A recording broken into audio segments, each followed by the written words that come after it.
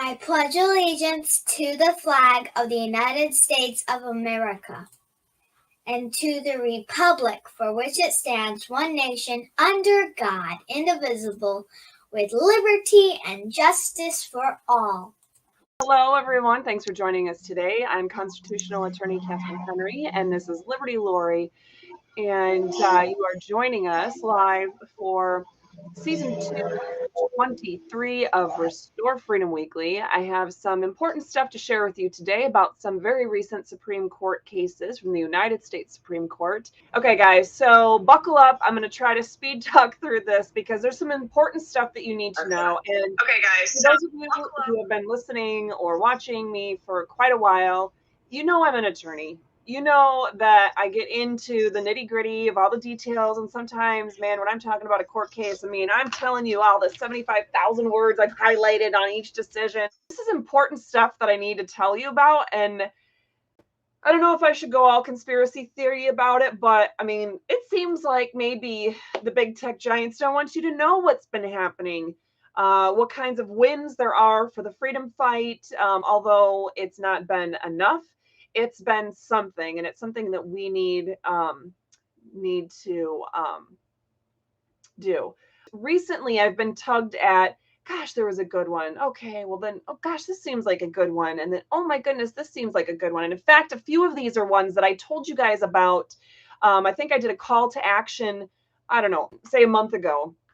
2 months ago, I have no idea anymore, the concept of time, but I shared with you, I think, 2 or 3 cases to watch, to keep your eye on that the Supreme Court, the U.S. Supreme Court was deciding on. And in fact, they did not disappoint. At least one of them I specifically remember I had shared with you because it's got 3s in the name. And well, you know, 3 is my favorite number. Any of you who know me would laugh because why else do you think I got P.O. Box 333? Ormond Beach, and my physical address also has nothing but 3s, and my birthday's got 3s, and goes from there. Anyway, so my phone number, every phone number that we have actually, except for Mike's, because that was pre-Katherine. So anyway, if you look at the United States Supreme Court's website, if you look at their opinions, there's something that shows you the 10 most recent opinions that they've had. And yeah, they're all good to look at. I'm not saying they're all good decisions. They're all good to look at. It's always good to know what's happening with your government. Always good to see what's going on. But there's 5 that really stood out to me. And those are the 5 I wanted to highlight for you today. Now, 3 of them, it's going to be a much more peripheral overview, very quick. But 2 of them have extensive things that I wanted to share with you. And they're monumental. Like, they're huge. And for different reasons and in different ways. But they're things that we really need to know about. And they're honestly, they are course changing for the entire country. And that's why we need to know about them. But there's good things in these other ones as well.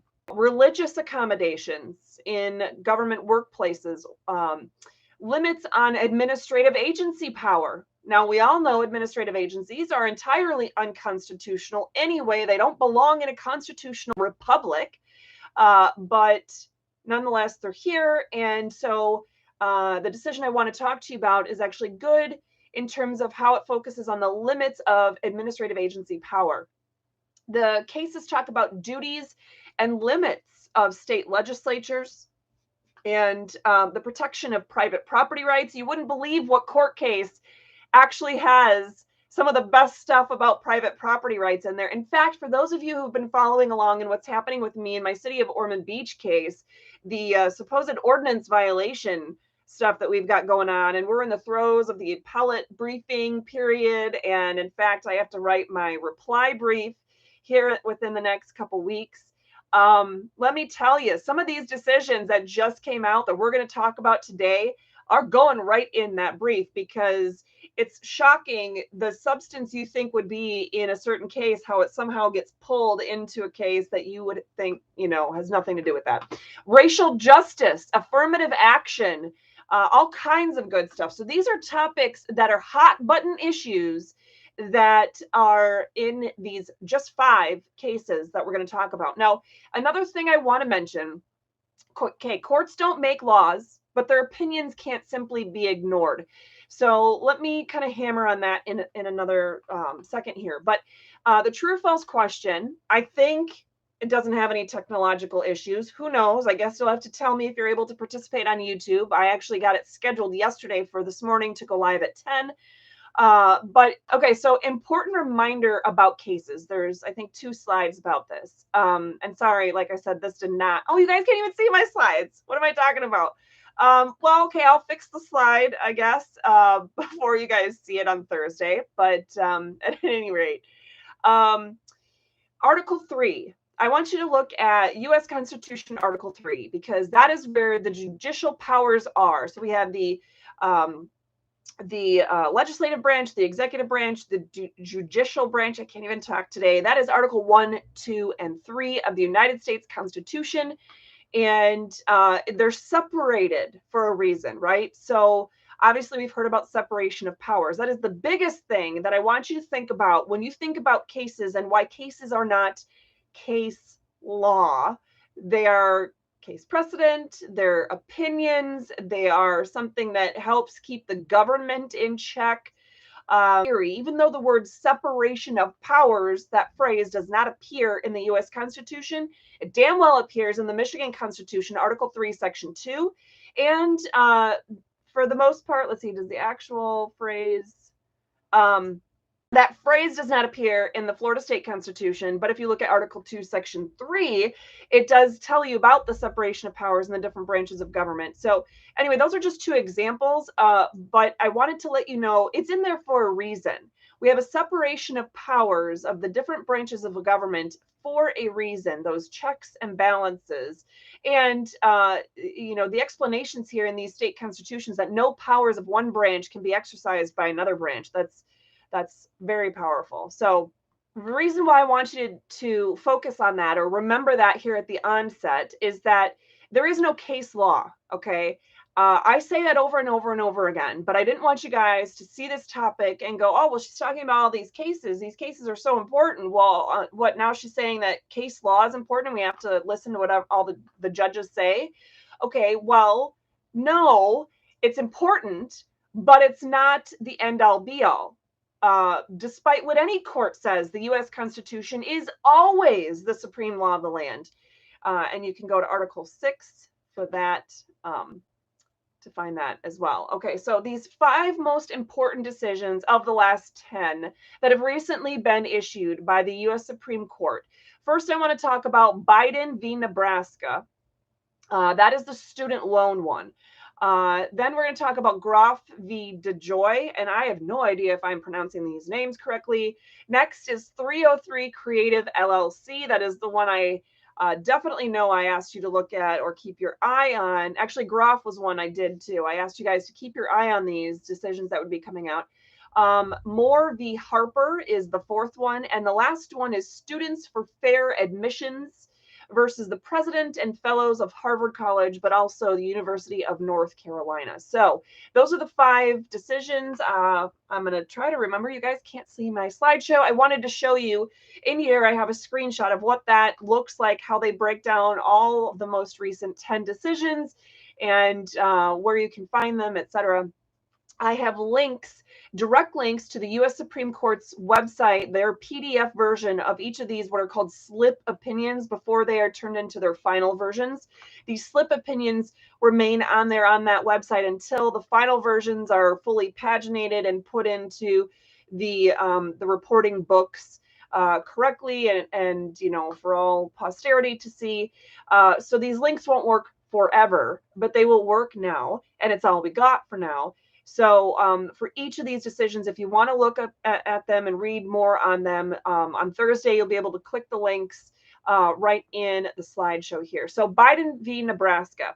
So this is the summary put out on the actual United States Supreme Court's website. The Secretary of Education does not have the authority under the Higher Education Relief Opportunities for Students Act of 2003, the HERO. That actually sucks for me because as far as equal protection goes, everybody else, starting in 2020, got all this student loan relief, even just no interest, no payments for their federal loans. I didn't. My loans were too old.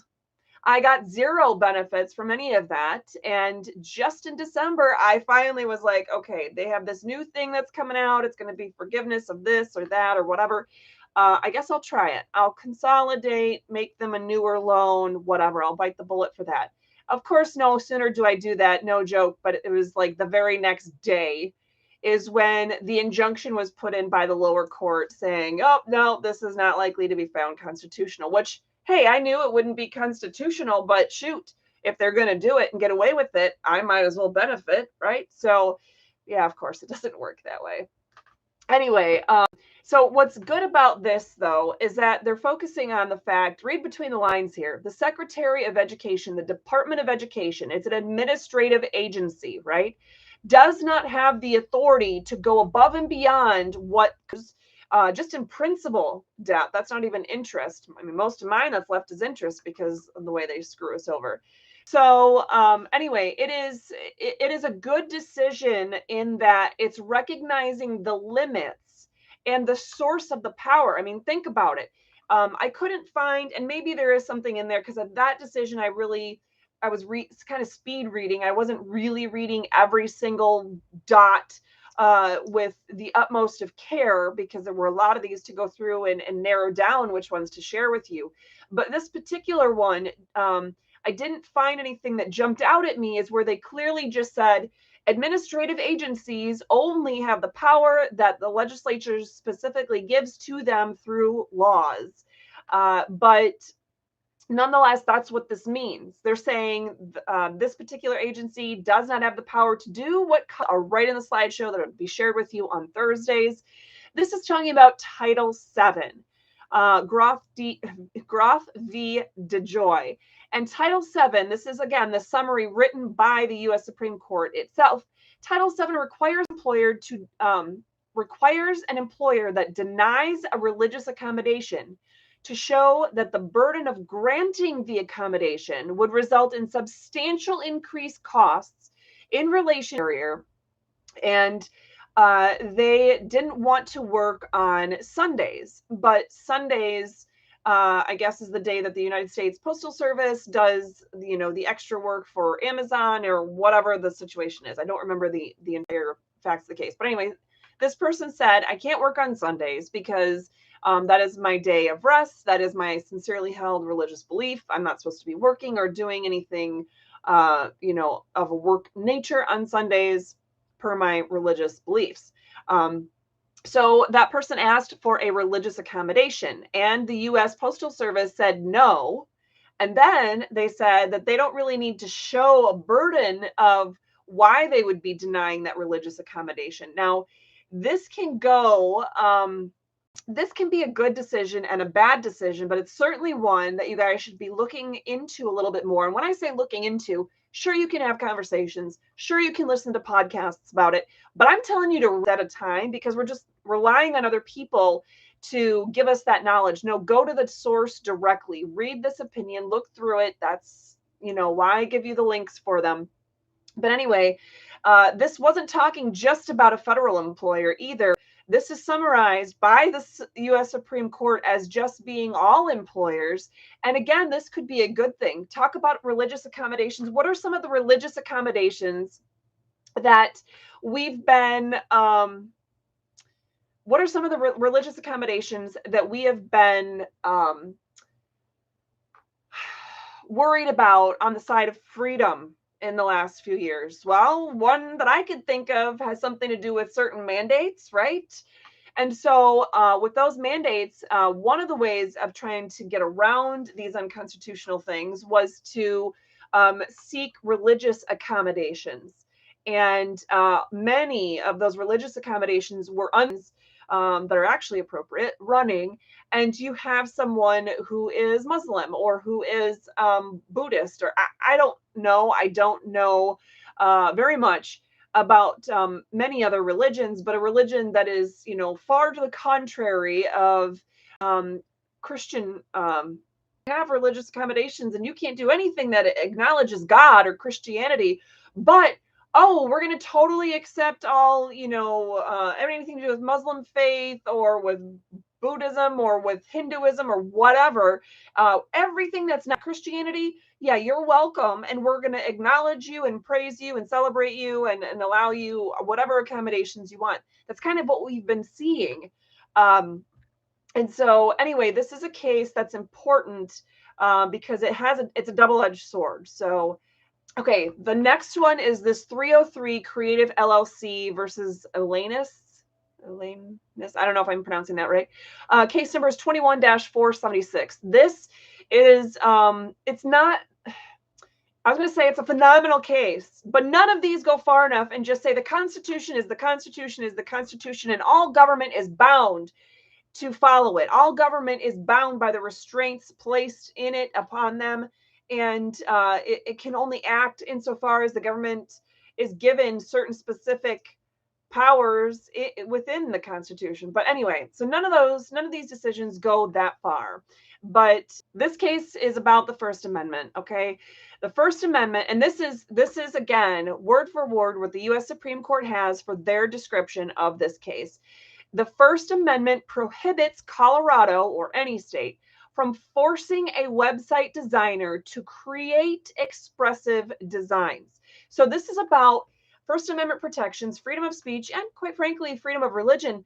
But the forcing of speech, compelled speech, making somebody say something that they don't agree with. Do they have the right to do that? Does any government have the right to do that? No. But I wanted to pull out some specific things out of this decision for you. And these are quotes right out of the case itself. If liberty means anything at all, it means the right to tell people what they do not want to hear.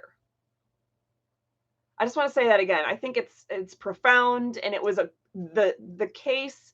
This case is quoting another source. I didn't grab the source. I don't know if it's from another case or whatever at this point, but so it's not new, it's not novel, but it's just phenomenal. It's something super important that I want us to have sink in. If liberty means anything at all, it means the right to tell people what they do not want to hear. That's what I've been doing for the last several years, telling people the truth, whether they want to hear it or not, going up to those Republican legislators that were pretending to be our constitutional heroes and telling them on lives or to their face that they have failed us, that they are not doing their job, and they are just instead assisting the governor in her dirty work. This is a phenomenal case. Again, I'm talking about 303 Creative LLC. Okay. This is a little bit of a longer quote, but I'm going to read it to you anyway because it really needs context. Again, this is word for word what the U.S. Supreme Court said in this case. In this case, Colorado seeks to force an individual to speak in ways that align with its views, but defy her conscience about a matter of. We're talking about these 5 super important, very recent U.S. Supreme Court cases. We were on number 3. Which is 303 Creative LLC. And basically, I wanted to reiterate this paragraph. It didn't seem like you guys heard much, if anything, of it. This is a direct quote, word for word, from the U.S. Supreme Court. Okay, so this is every word of this is from them. In this case, Colorado seeks to force an individual to speak in ways that align with its views, but defy her conscience about a matter of major significance. In the past, other states in Barnett, Hurley, and Dale, and those were 3 prior U.S. Supreme Court cases, have similarly tested the First Amendment's boundaries by seeking to compel speech they thought vital at the time. But as this court has long held, the opportunity to think for ourselves and to express those thoughts freely is among our most cherished liberties and what keeps our republic strong. Of course, abiding the Constitution's commitment to the freedom of speech means all of us will encounter ideas we consider unattractive, misguided, or even harmful. But tolerance, not coercion, is our nation's answer. The First Amendment envisions the United States as a rich and complex place where all persons are free to think and speak as they wish, not as the government demands. Because Colorado seeks to deny that promise, the judgment is reversed. And that is the most amazing last paragraph that I have read in quite some time from any United States Supreme Court decisions. So let's see. Looks like we're still good so far. All right. So hopefully you guys were able to hear that. I'd love to hear some comments, see some comments, I guess, more about what you guys think about that, because that is phenomenal. I mean, these are things we know.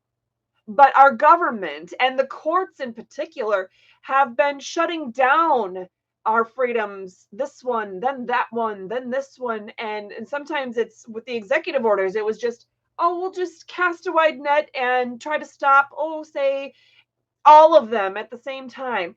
Well, in this decision, the U.S. Supreme Court is calling it out for what it is, and they're saying that this is not a matter of like equal protection or whatever that the state of Colorado in this case was trying to make it seem like.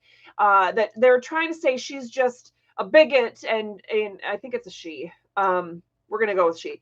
That she was just a bigot and she's hateful and she is, she's discriminatory and all this other stuff. No, she doesn't discriminate just because somebody is gay or lesbian or whatever. She doesn't say, oh, I'm just not going to create a website for you, or I'm not going to specifically help you with anything at all. She doesn't say no in that sense. What she says no to is no to specific wedding provisions, creating a whole wedding website, or things. I think there was some like I can't think of all the words now. I'm all frustrated with this technological issue we've been having today, but where she's just been doing like online graphic design. That's the word I'm looking for. Graphic design, website design, specifically for weddings. And this is just important. And the way that it was written, I said this to you guys in part 2 of our live streaming attempts today. But it's just poetic. It is absolutely poetic the way that the court put this together. And this is the final paragraph of the case, and saying, we're going to hear stuff we don't like. We're going to hear stuff that's unattractive, misguided, or even hurtful, stuff that's going to hurt our feelings, right? But we have to get over it, because the fact is, the First Amendment envisions the United States as a rich and complex place where all persons are free to think and speak as they wish, not as the government demands. And that is essential. Like they said, it is one of our most cherished liberties and a part of what keeps our republic strong. Those are actually the very words of the United States Supreme Court in this case. Okay, so I don't know how I'm going to get through it now. I'm super frustrated because it's been a whole hour and I haven't even touched on the 2 cases I really wanted to hammer on the most. But here they are. Moore v. Harper. Again, the link for that will be in the slideshow shared with you on Thursday. And this is all wording from the U.S. Supreme Court itself that I have pulled here. The question on the merits of the case is whether the Elections Clause insulates state legislatures from review by state courts for compliance with state law. So in other words, when it comes to making elections laws, when it comes to making the districts, to redistricting, which is what this case I think was originally about, when it comes to, whether whatever all the rules are that come with elections rules and laws that are made by state legislatures, the question is, okay, is that a power really given by the the federal Constitution or a state constitution? Because as we know, it's in the U.S. Constitution that state legislatures are responsible for regulating the time, place, and manner of elections. So what does that really mean? Does that mean that state laws can't control that process? Does that mean, state constitutions can't control that process? What are we talking about here? So there were a few cases that were essentially merged into this, but essentially, I think this one was really an argument about equal protection, that there was, I think this was North Carolina. The state of North Carolina was doing their redistricting after the census, and a group of people filed lawsuits saying, it violates our rights to equal protection because you've gerrymandered, and now there's all these political districts where, disadvantaged or there's underrepresented populations, and so it violates our rights to equal protection, and so we need to, this is not constitutional how you've drawn these new boundaries. So you would think that this case, this opinion would be all about boundaries and equal protection and all kinds of stuff like that. That's not what this case hinges on. This whole case, the court is battling the concept of what controls a legislature when they're serving in that function. That's literally what they've boiled it down to. So let me see, because there was some really good stuff here. Let me make sure I'm looking at the right case. Yeah, this is the right case. Okay, so let's see what they're basically saying. What the legislature, the legislative defendants, right? They're the defendants in the underlying case, and what the dissent in this case, what they were saying is that because the federal Constitution, our U.S. Constitution, gives state legislatures the power to regulate congressional elections, only the federal Constitution can restrain the exercise of that power. So that's what the legislature is saying. Oh, no. State constitution can do nothing to regulate how we do elections, what kind of laws we make or redistricting or whatever. No, this is only the U.S. Constitution can control how we do things. And essentially what the U.S. Supreme Court said is, no, that's not true. Let me see here. I had a lot of good stuff, but I'm going to skim over it because it's just, you're probably not going to hear it with the screen buffering anyway. Well, what they have said is that states are controlled when states are making all the rules about, in fact, hold on, I do want to find that slide. So this is what the U.S. Supreme Court is acknowledging are the functions of elections that state legislatures must do. They must provide a complete code for congressional elections, including regulations relating to notices, registration, supervision of voting, protection of voters, prevention of fraud and corrupt practices, counting of votes, duties of inspectors and canvassers, and making and publication of election returns. Those are all. Anyway, what we're talking about is, because you want to know the what, right? And so I've been buffering and having these connection issues, whatever it is. I don't think it's my internet. I think it's the powers that be, but whatever. The U.S. Supreme Court in Moore v. Harper is saying that legislatures have the duty to set the tone and the rules and the regulations for elections, specifically for notices and registration, supervision of voting, protection of voters, prevention of fraud and corrupt practices, counting of votes, duties of inspectors and canvassers, and making and publication of election results or returns. That's what they're saying. That's what the U.S. Supreme Court has said. Hey, this is what we're talking about when we're saying these are what the duties are for elections, for setting the rules for elections for state legislatures. And the question then that this is, at least this is what the U.S. Supreme Court has turned the question into. They're saying the question here is not whether there was gerrymandering. In fact, they do some sort of cute little description of the history of gerrymandering and why it's named gerrymandering and it's whatever.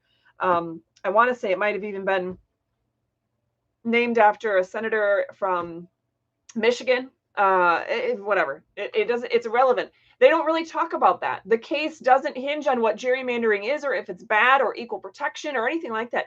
The whole case they turn on to whether state legislatures are always bound by their state constitutions, or are they only bound by the U.S. Constitution? And what the U.S. Supreme Court here is saying that states, it depends on what a state legislature is doing. So they talk about different roles. And let's see.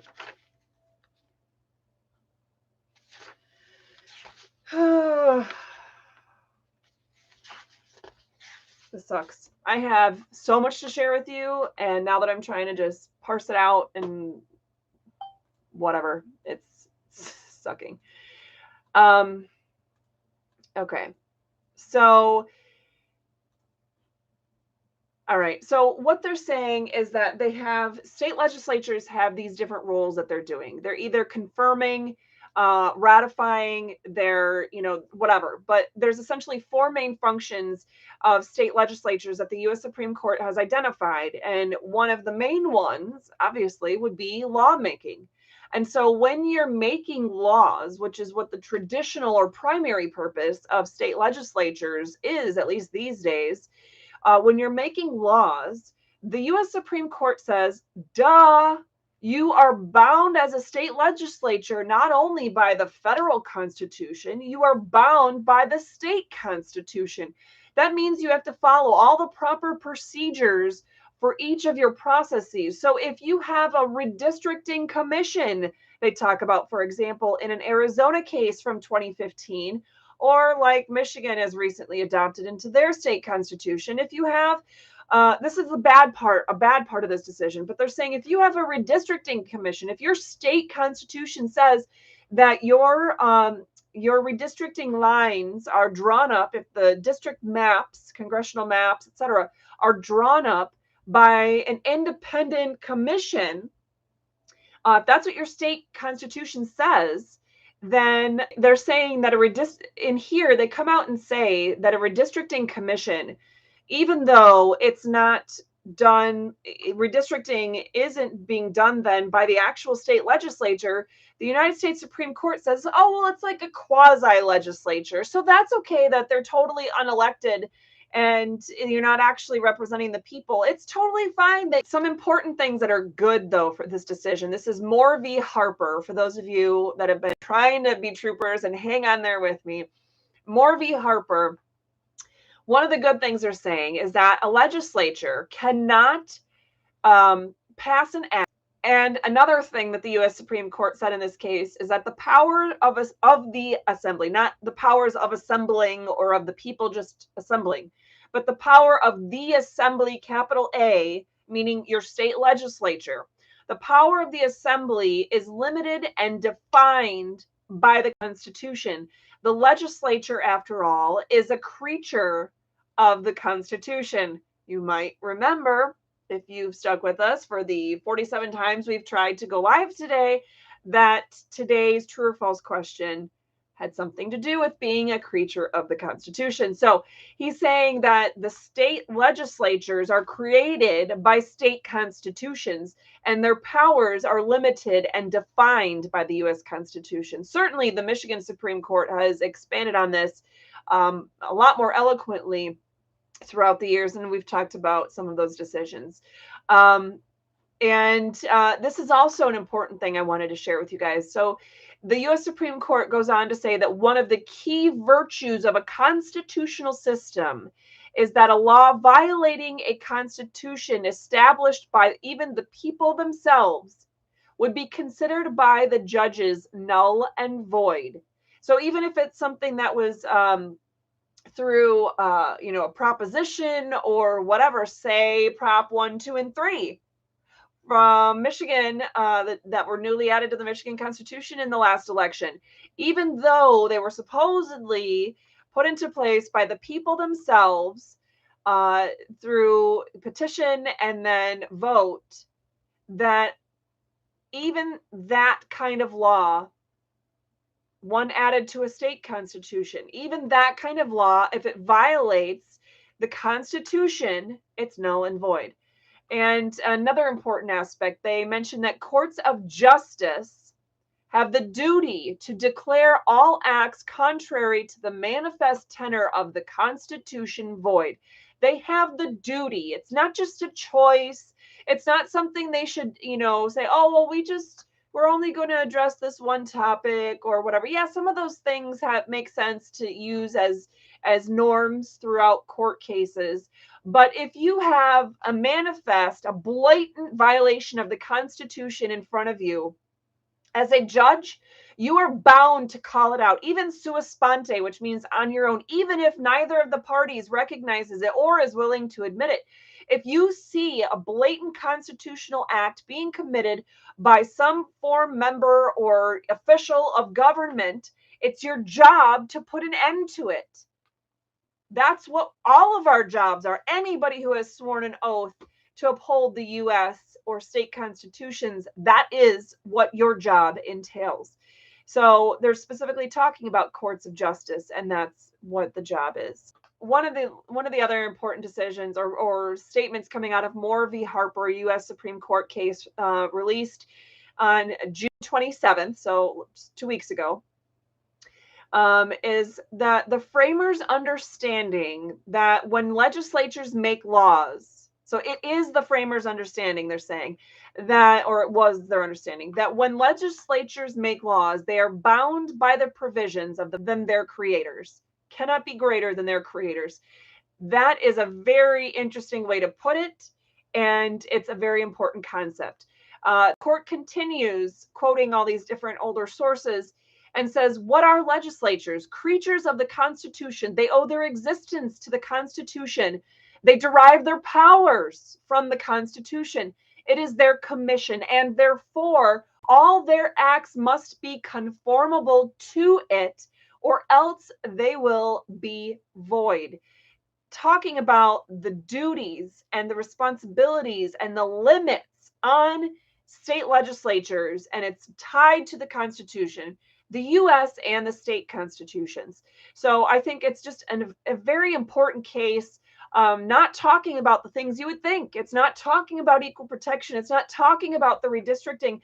It's talking about the functions of state legislatures and their constraints. And so although there are some bad things in here, or at least some not that great things, there is, if you really read it, this case has some really great things reminding us of the source and power of government.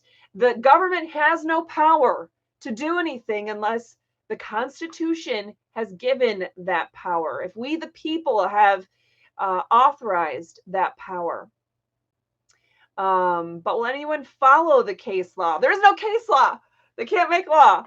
It's case precedent. And who knows? I mean, at this point, so many think about it this way. The courts had been going more and more liberal. I mean, we got Roe v. Wade, and we got all these Casey v. Planned Parenthood, and you got all these other bad decisions, right?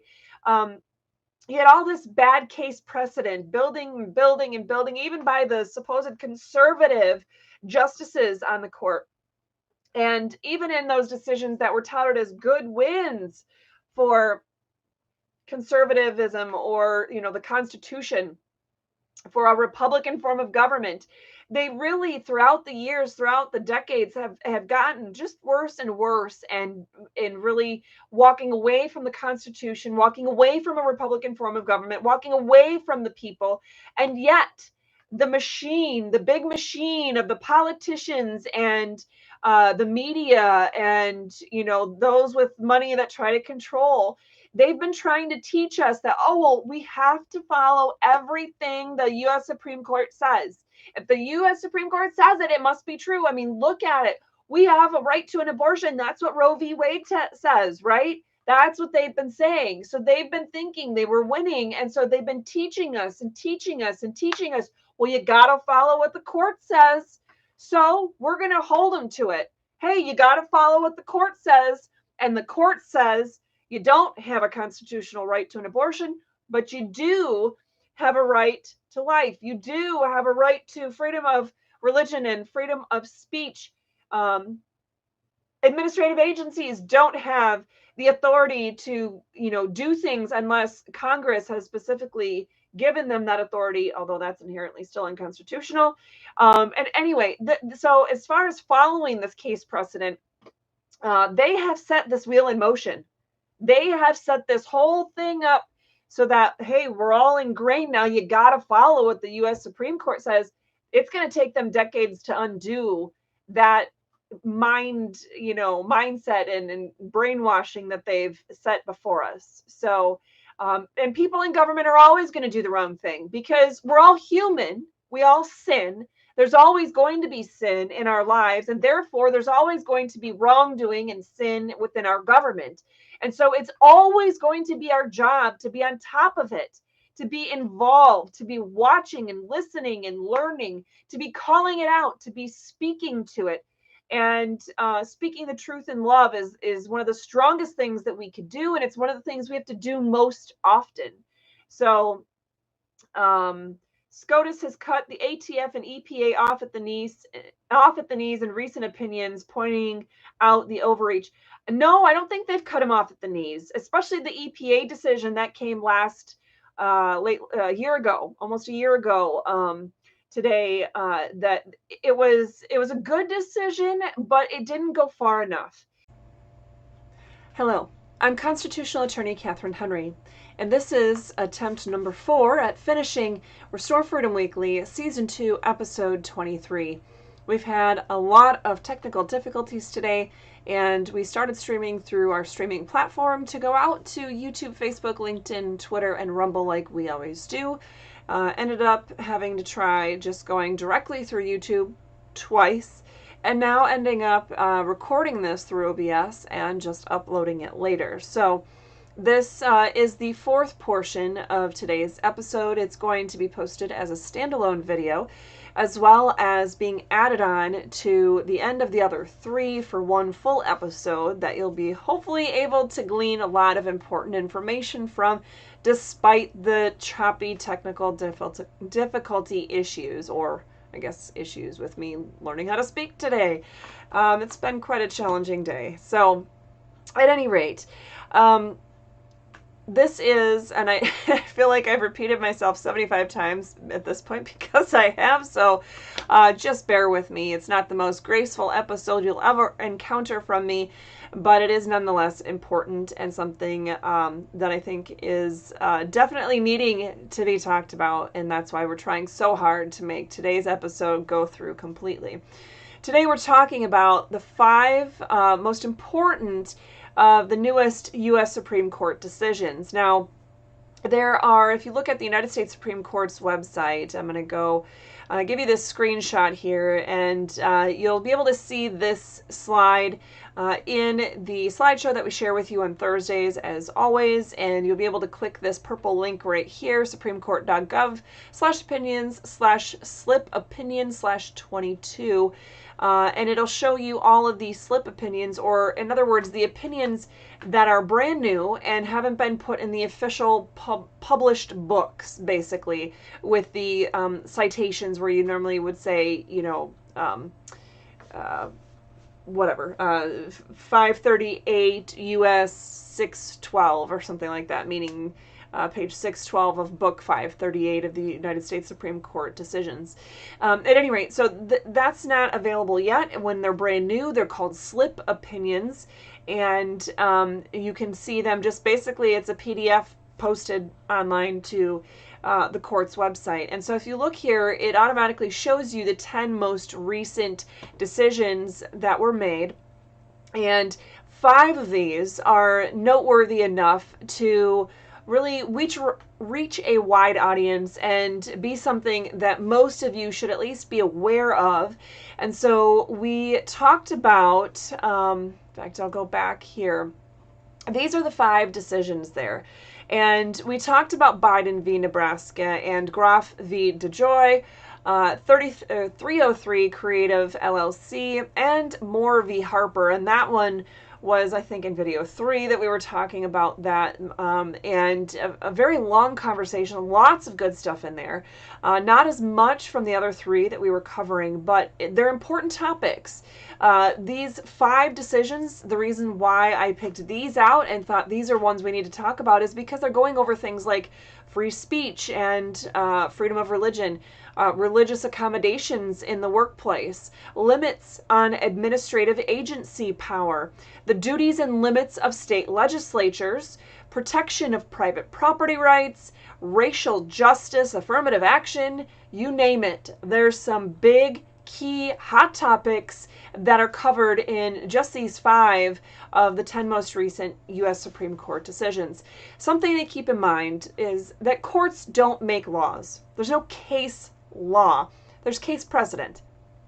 But simply because their opinions are not laws doesn't mean they could just simply be ignored.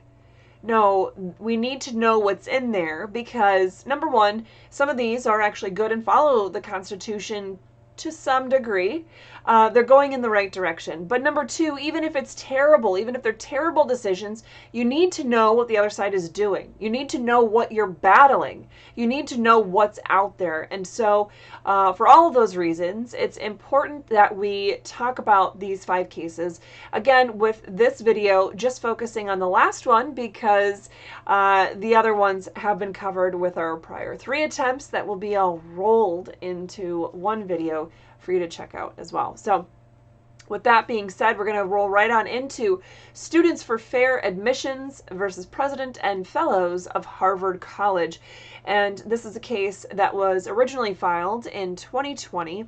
And it was actually, there's a consolidation. Let me back up and share that the petitioner in this case, Students for Fair Admissions, and this is right from the wording of the opinion itself, is a nonprofit organization founded in 2014 whose purpose is to defend human and civil rights secured by law, including the right of individuals to equal protection under the law. And the underlying case, the original litigation that led to this decision today was actually commenced in November of 2014 when this organization was created. They filed separate lawsuits against Harvard College and the University of North Carolina, arguing that their race-based admissions programs violated Title VII of the Civil Rights Act of 1964 and the Equal Protection Clause of the 14th Amendment. So a couple things to keep in mind. I'm not sure why they targeted these 2 organizations specifically, but they're representative nonetheless of colleges and universities all across the country. And so this is an important case, not just applicable to Harvard and University of North Carolina, but the, let's see, the beginning here, it talks about, first of all, Harvard is, perhaps this is one of the reasons why it was picked. Harvard was founded in 1636. 1636. It's been around that long, and it's seen as a very prestigious institution where it's very hard to get into it. You have, I think their numbers were something like 40,000 or 60,000 students a year trying to apply to get in, and only 2,000 get in every year. And so it's, you know, they pride themselves. In fact, the litigation actually talks about one of their goals is to really create leaders for our country, for our world, certainly for our communities. And so you can see why it's an important college to bring into the discussion with what they're doing and how they're affecting the country. And the University of North Carolina, the court points out here, is that they pride themselves on being the nation's first public university. And it doesn't say exactly when they were created, but they were founded shortly after the Constitution was ratified. So perhaps maybe 100 or 150 years after Harvard was founded is when the University of North Carolina was founded. And so these 2 institutions, one private and one public, are, you know, ingrained in the history of the United States and this country in many different ways. And so, anyway, those are the technical defendants to this case with that nonprofit organization that was created in 2014, like I mentioned, being the plaintiff here. And so the court goes through the admissions process of Harvard in great detail, goes through the admissions process of the University of North Carolina in detail as well, and really boiling it down to that, really from the beginning, race plays a big factor in the admissions process to these universities. In fact, the final level of the admissions process at Harvard only contains 4 pieces of information. Their legacy status, meaning do they have family members that have been going there and graduating from there, etc. Their recruited athlete status, their financial aid eligibility, and race. Those are the 4 last criterion that are looked at when you go to the final committee of people at Harvard that look at whether somebody makes the final cut to be admitted into the university at any given time. And so race, obviously, a big factor here. The same holds true for the University of North Carolina. They look at race and ethnicity as one factor in their review, but the court points out that during the years at issue in this litigation, underrepresented minority students were more likely to score highly on their personal ratings than their white and Asian American peers, meaning they were given higher rankings, at least in part, simply because of their race, but they were more likely to be rated lower on their academic program, academic performance, and extracurricular activities.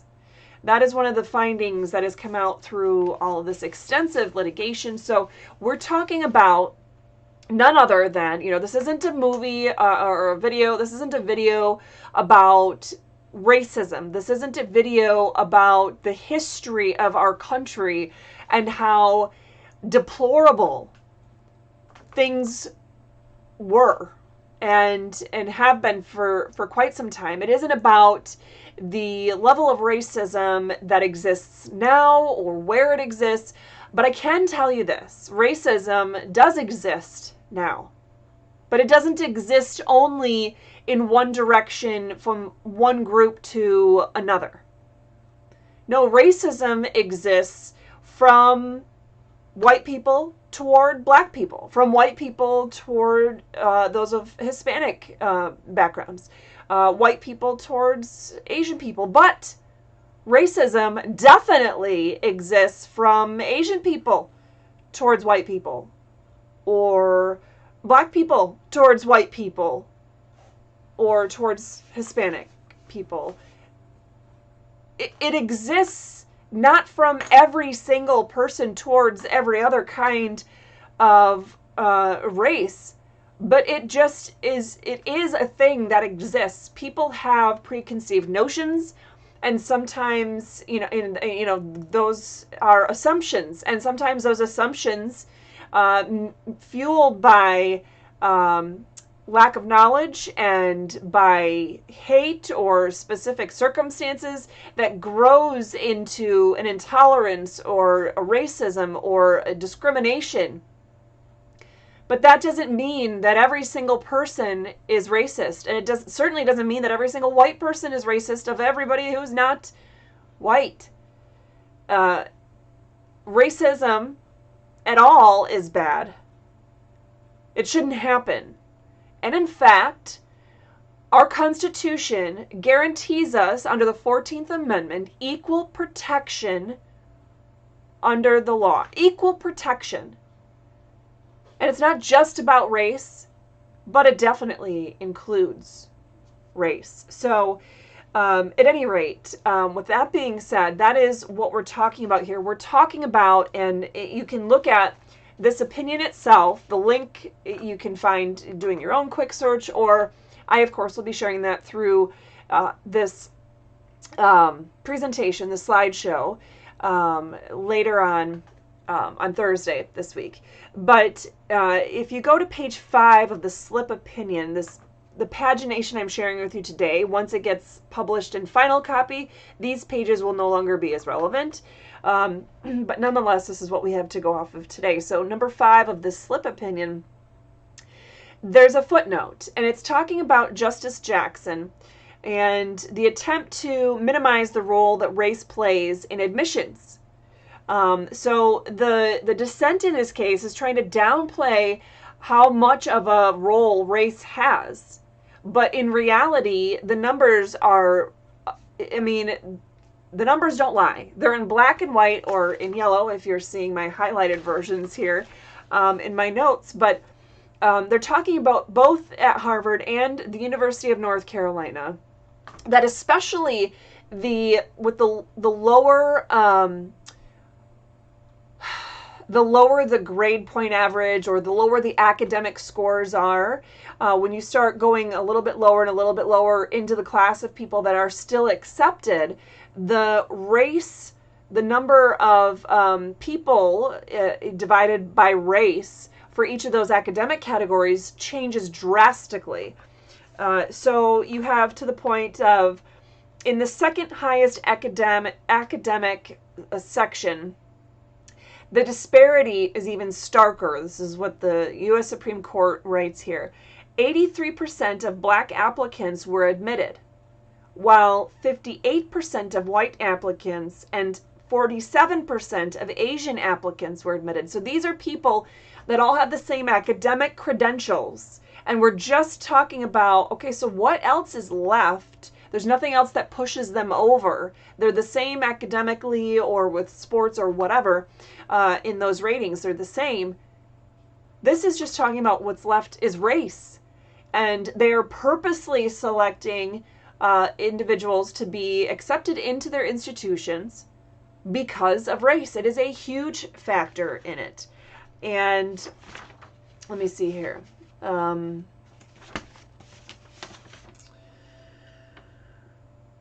There was a quote that came right from one of them where I wanted to share that with you. It's quite a long opinion and a lot going on here, but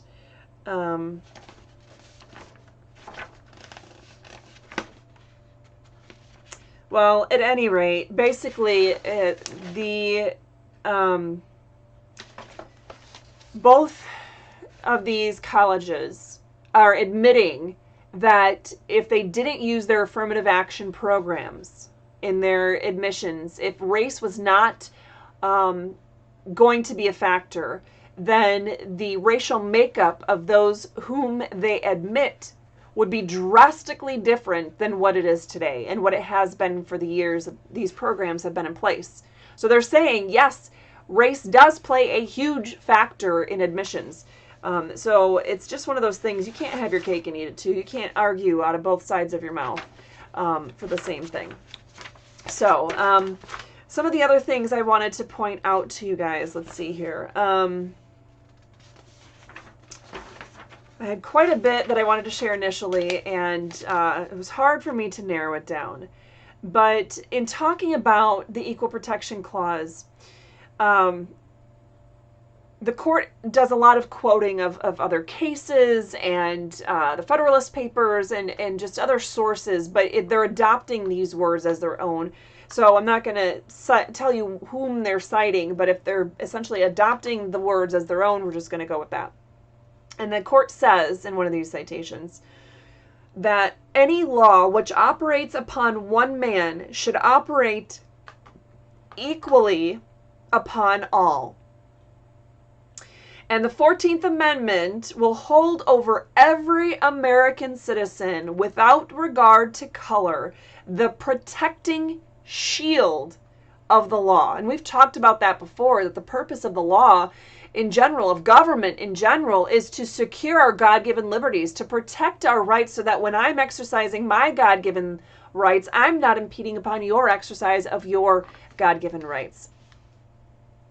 And the court continues and says that, for without this principle of equal justice, there is no Republican form of government and none that is really worth maintaining. That you cannot have a Republican form of government if people are not treated equally and protected equally under the law. And then I love this. The court is acknowledging that despite the U.S. Supreme Court's early recognition of the broad sweep of the Equal Protection Clause, so despite their early cases acknowledging exactly how in-depth and how pervasive this Equal Protection Clause is meant to be, this court, alongside the country, quickly failed to live up to the clause's core commitments.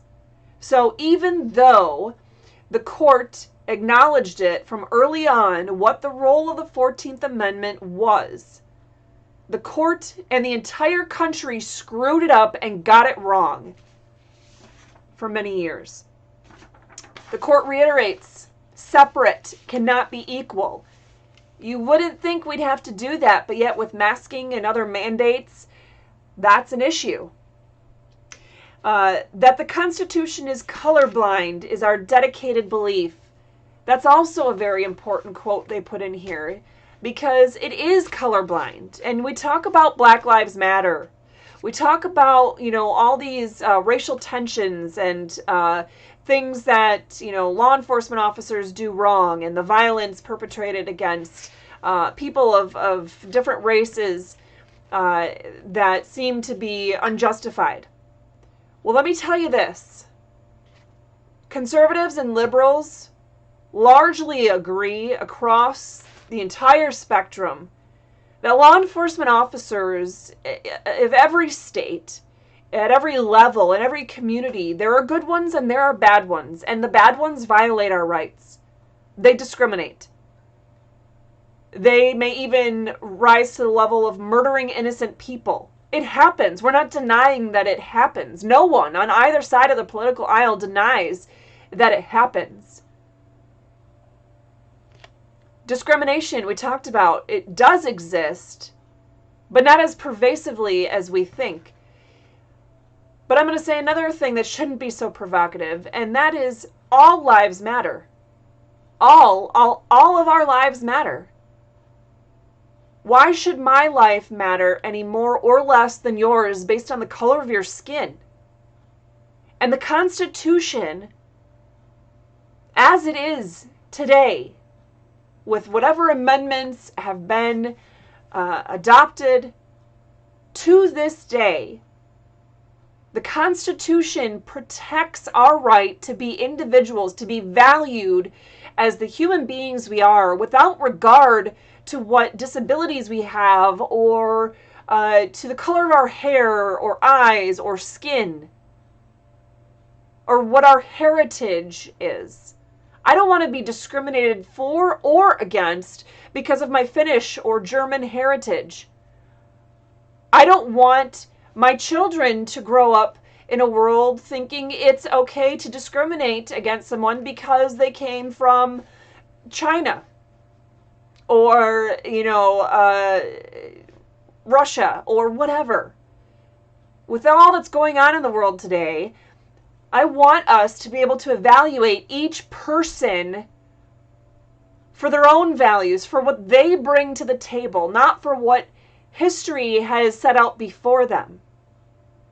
We are not defined by history. We are not defined by what has come before us. We are defined by the actions we choose to take in every moment.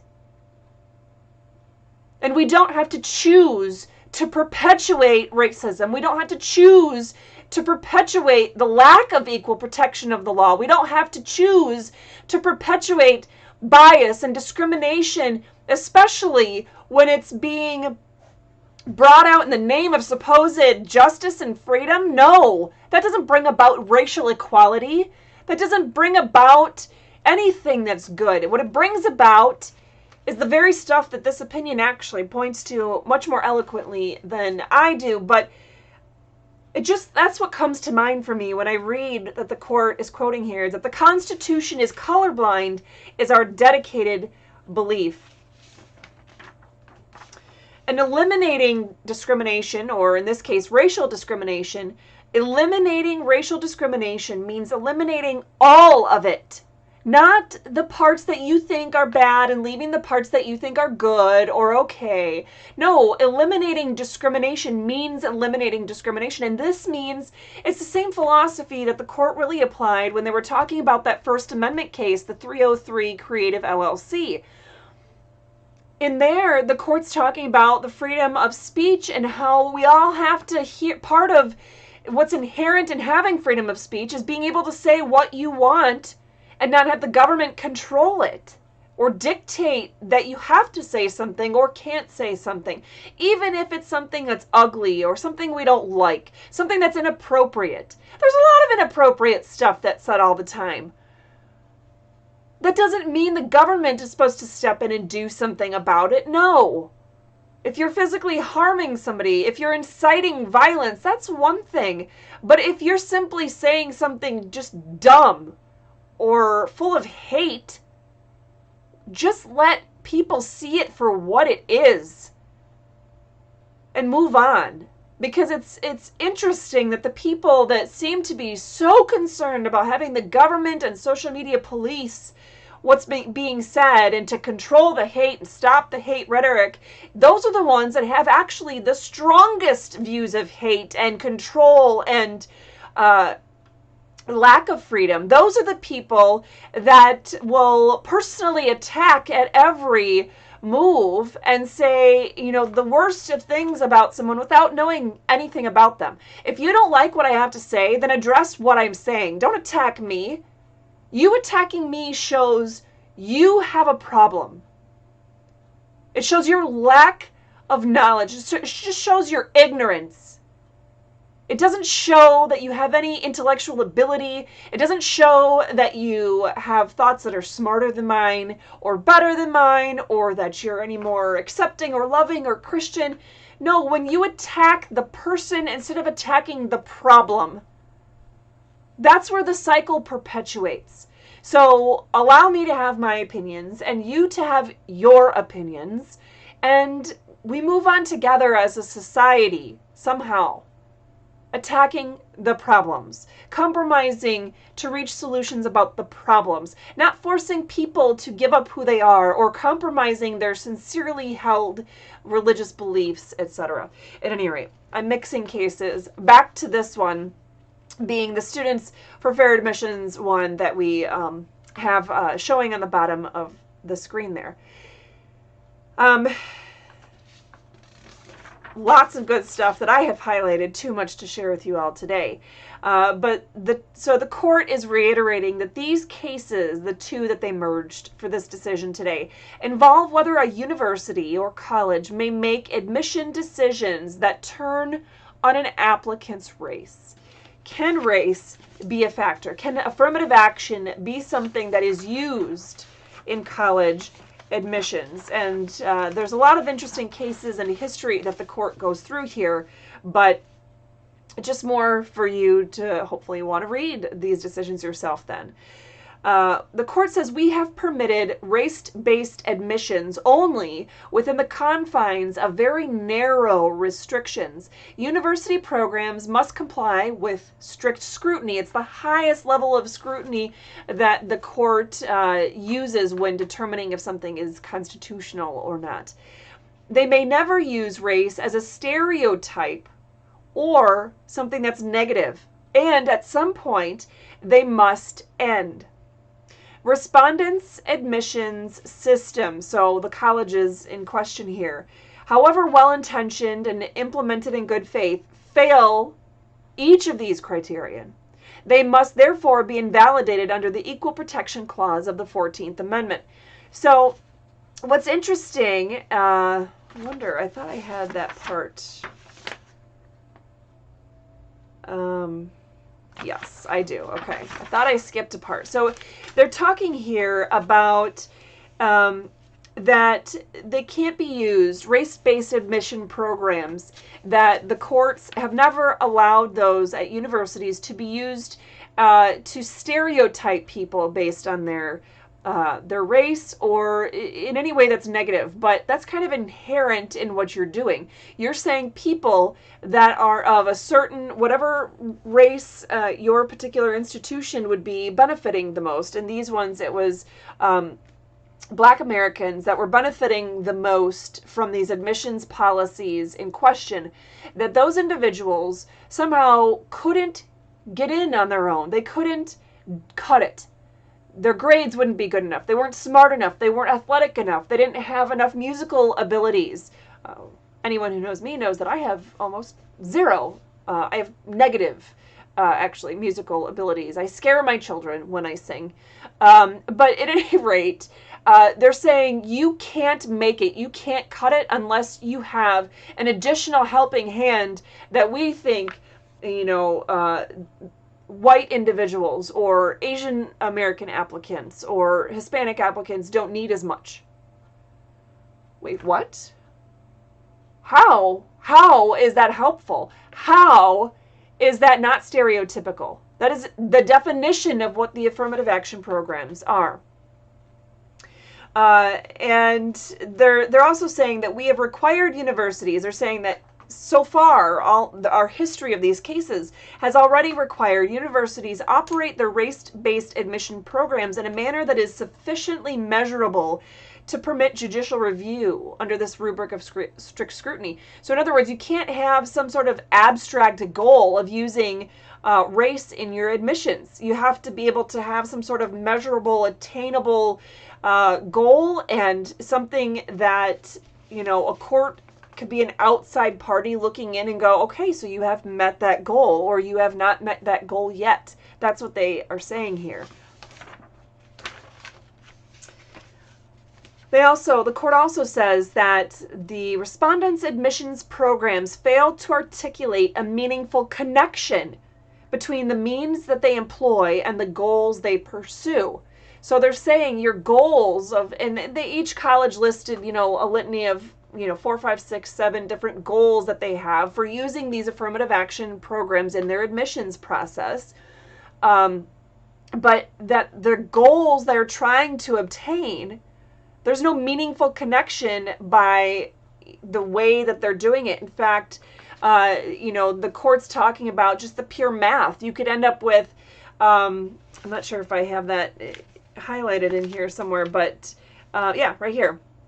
Respondents, the Harvard and University of North Carolina, would apparently prefer a class with 15% of their students that come from Mexico alone over a class that had 10% of students that came from several different Latin American countries, simply because the former, the 15% from Mexico, contained more Hispanic students than the 10% from the several different Latin American countries. So how is that right? How are we saying that, so students that would be either coming from Mexico or having Mexican heritage, that those are somehow just equal to and should be stereotyped and lumped in with those from Brazil or Chile or Ecuador?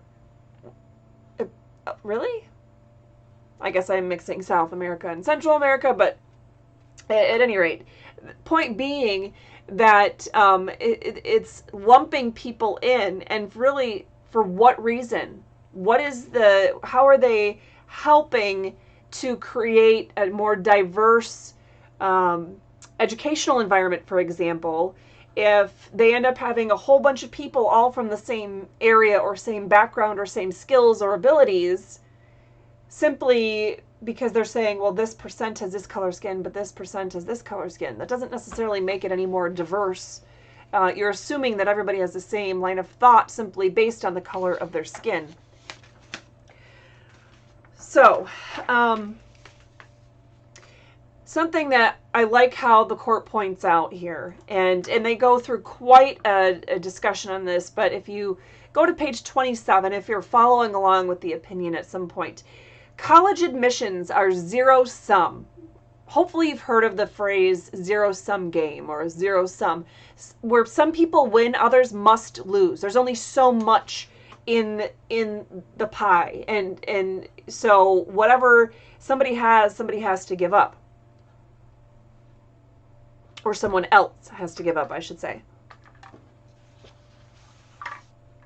And so the court explains, college admissions are zero-sum, a benefit provided to some applicants but not to others, necessarily advantages one group at the expense of the other group. So there is a negative result for the second group. Let's see here. Harvard's admissions process rests on the pernicious stereotype that a black student can usually bring something that a white person cannot offer. How does that not sound racist? How is that not insulting to black people and white people alike? That you have something to bring simply because of the color of your skin.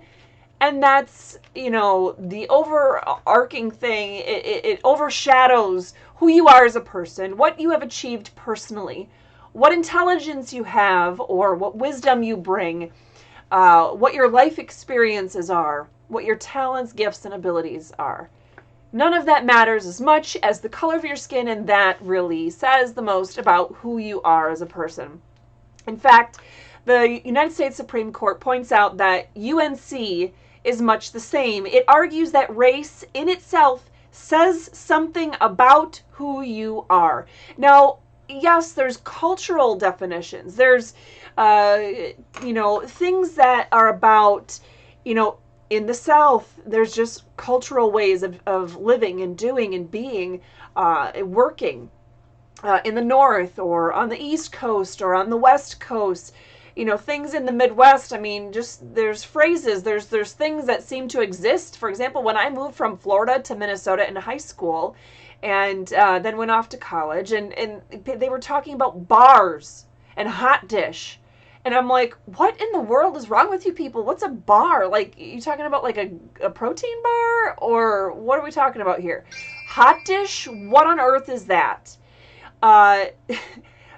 It's just something that everybody knows what you're talking about. It's a cultural thing, and it's something that if there's some big event, certainly where there would be food or something served, you're going to bring some sort of hot dish, or you're going to bring bars, or you're going to, and it's going to be brought to share, and it's okay.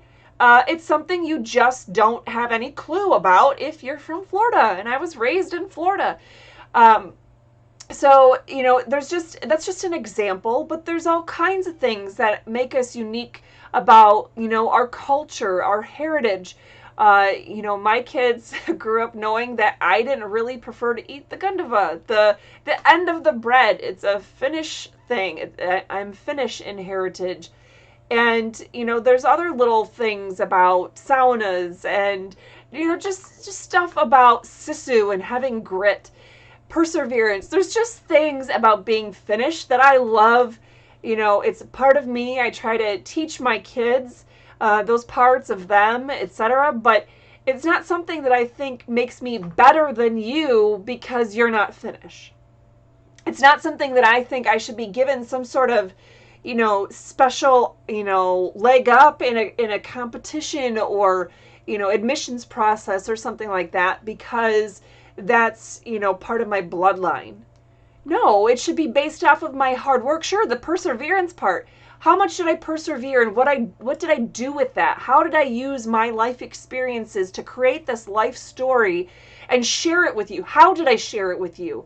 And what am I doing with that? That's what this should all be about. But at any rate, one of the principal reasons race is treated as a forbidden classification, the United States Supreme Court says, is that it demeans the dignity and worth of a person to be judged by ancestry instead of by his or her own merit and essential qualities. But when a university admits students on the basis of race, it engages in the offensive and demeaning assumption that students of a particular race, because of their race, think alike. I tell you what, I went to college in Southwest Minnesota where there wasn't a whole lot of diversity.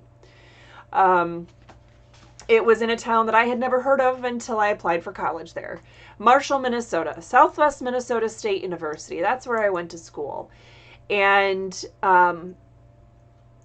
there were a lot of differing opinions, especially those come out a lot in political science types of courses and philosophy. And what were two of my majors? Political science and philosophy. So I got to hear all kinds of different things that I didn't agree with. And do you know what? The vast majority of those differing opinions came from people with skin the same color as my own. I would never want to be lumped in together with any of those people just because we might look the same or have the same color skin. And still to this day, you know, my opinions have changed drastically because of life experiences and different things that God has put in my path. Hopefully for the better, but of course for those that disagree with me, they're going to say that it's for the worse. But they're still my opinions and I'm entitled to them, just the same as you're entitled to yours. And it doesn't make my worth any less, nor should my worth be defined based on my race. So at any rate, those were the wonderful words of the court. And in doing these race-based admissions, the court says the university furthers stereotypes that treat individuals as the products of their race, evaluating their thoughts and efforts, their very worth as citizens, according to a criterion barred to the government by history and the Constitution. What else is here? At the heart of the Constitution's guarantee of equal protection, the court continues, lies the simple command that the government must treat citizens as individuals, not as simply components of a racial, religious, sexual, or national class.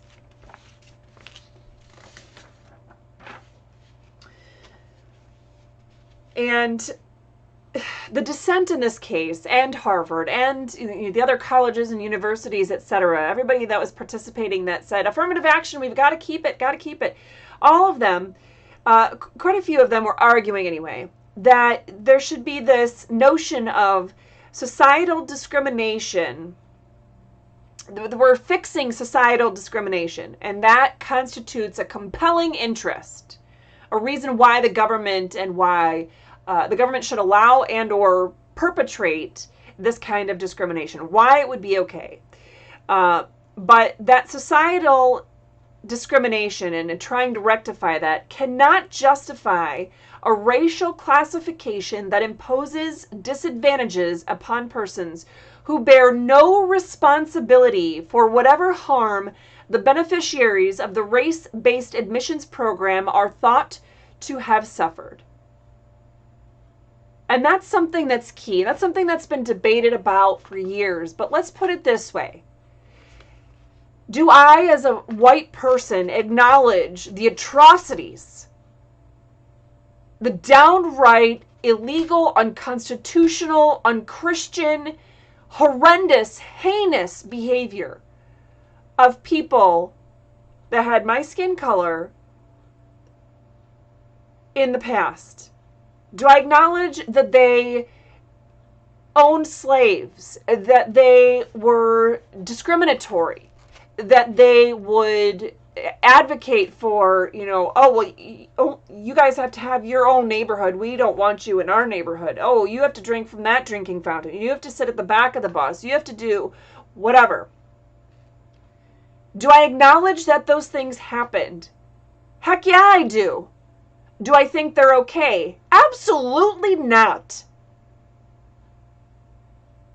But does that mean that because people with my skin color did those things that I should be punished? I should be disadvantaged now because of what people who are not even around anymore did then? Would that actually remedy the problem? And when you have discrimination that happened in the past, Why would people that have the same skin color now get reparations for what happened to someone unrelated to them in the past? That makes no sense. Now, for discrimination that's happening now, should there be remedies? Should it be stopped? Yes. But correcting historical atrocities, the court goes on to explain, I mean, that would have no end in sight. And then what does it do? It's actually perpetrating. Your method of correcting is actually to deepen the divide, to create more of a disparate impact and a different way of looking at people, and to reinforce you must look at people based on the color of their skin. But that's not what we should be doing. We should be teaching our children the opposite. We should be teaching everyone the opposite. We should not allow anyone to be judged based on the color of their skin for any reason, whether you think it's a good reason or a bad reason. And the court actually does a good point of touching on that as well.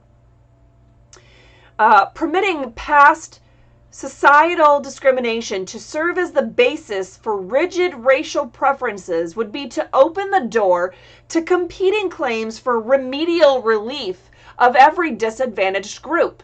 And I could tell you personally, I have been on the disadvantaged side of admissions or whatever, even with the highest of academic achievements and sports credentials and extracurricular activities and oodles of hours of community service and volunteering and job experience and you name it.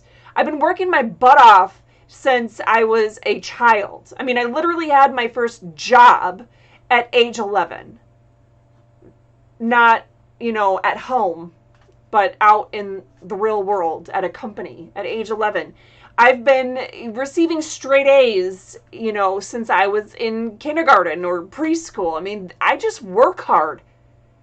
I've earned what I've worked for. I've earned what I've been able to achieve. I've never had anything handed to me. I would love a little respite or break or here's just, even as a single mom, I didn't have people stepping in and just saying, sure, I'll watch your kid once a week for an hour so that you could study or you could go to this class or whatever. Or, hey, every month I'll buy you a box of diapers or, a can of food or something. No, I didn't have that. I wasn't afraid to take help where it was being offered, and I did my best to ask for help where I thought help could be given. But most of the time, it just simply didn't come, and I worked my butt off to still survive and get where I'm at, and I shouldn't be on the receiving end of being disadvantaged in that scenario. But now that I have, should I then be able to go and say, okay, well, now you need to make me whole. Now I'm a disadvantaged, part of a disadvantaged group, and I need remedial relief. I should get it, right? But that would perpetrate the cycle, because we would just be continuing to reward or compensate or repair, harm based on color of skin, and it would just keep that divide going. So, I love this. This is buried in a footnote. Page 36, it's footnote 8 of the majority opinion here.